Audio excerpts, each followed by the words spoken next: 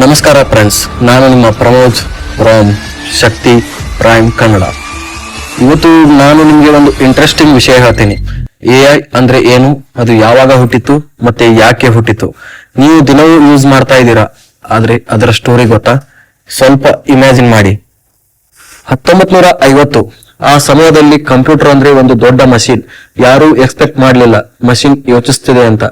ಆದ್ರೆ ಒಬ್ಬ scientist Alan Turing ಒಂದು ಕ್ವಶನ್ ಕೇಳಿದ, ಮಷಿನ್ ಕೂಡ ಥಿಂಕ್ ಮಾಡಬಹುದಾ? ಅದೇ AI ಸ್ಟಾರ್ಟ್ ಆಗಿದ್ದು.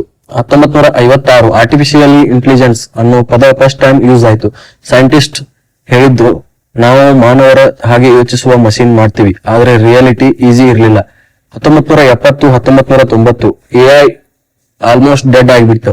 ಜನರು ಹೇಳಿದ್ರು ಇದು ಇಂಪಾಸಿಬಲ್. ಆ ಟೈಮ್ಗೆ AI ವಿಂಟರ್ ಅಂತ ಹೆಸರು ಬಂತು. ಆದ್ರೆ ಸ್ಟೋರಿ ಇಲ್ಲಿ ಮುಗಿದಿಲ್ಲ. 2000 ನಂತರ ಇಂಟರ್ನೆಟ್ ಬಂತು, ಡಾಟಾ ಜಾಸ್ತಿ ಆಯ್ತು, ಟೆಕ್ನಾಲಜಿ ಸ್ಟ್ರಾಂಗ್ ಆಯ್ತು, AI ಮತ್ತೆ ಕಮ್ ಬ್ಯಾಕ್ ಆಯ್ತು. ಇವತ್ತು ನೀವು ಫೋನ್ ನಲ್ಲಿ ಮಾತಾಡ್ತೀರಾ, ಯೂಟ್ಯೂಬ್ ವಿಡಿಯೋಸ್ ರೆಕಮೆಂಡ್ ಆಗ್ತವೆ, ಮ್ಯಾಪ್ ಡೈರೆಕ್ಷನ್ ಕೊಡ್ತಿದೆ, AI ಚಿತ್ರ ಬಿಡಿಸ್ತಿದೆ. ಈಗ ಎಲ್ಲ ರೀತಿ AI ಕೆಲಸ ಮಾಡ್ತಿದೆ. ಇದು ಎಲ್ಲವೂ AI. ಆದ್ರೆ ಒಂದು ಇಂಪಾರ್ಟೆಂಟ್ ಕ್ವಶನ್, AI ಅಂದರೆ ಡೇಂಜರಾ ಅಥವಾ ಫ್ರೆಂಡಾ?